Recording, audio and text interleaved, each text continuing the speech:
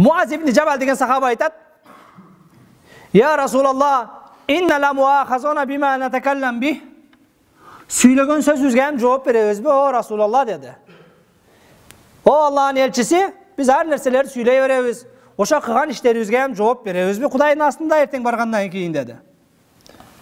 Факала Расулуллах, пайгамбар жооп берди: "Сакулатка уммук я Муаз." Куруп кеткир Муаз. "Ва хал якуббун нас фин-нар ала вужухим ау ала манахирихим илла хасаид алсинатихим." Куруп кеткир. Адамдар жүзү менен сүйрөлүп, же мурду менен сүйрөлүп, тозокко киргенинин себеби бул ошо тили да дейт. Адамдар негизинен тилдин айынан тозокко кирет. Сен тилден сүйлөгөн нерсеге жооп беребиз бе деп отурасың да. Адамдардын көпчүлүк пайызы тилдин айынан тозокко кирет. Куруп кеткир, тилиңе этият бол дейт.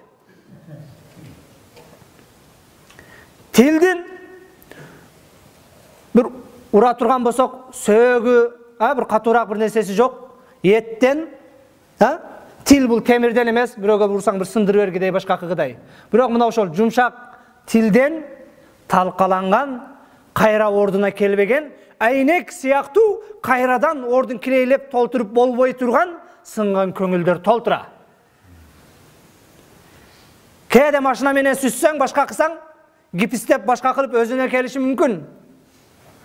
Канча адамдан токмок жеп башка болуп өзүнө келиши мүмкүн сынган сөйөктөр.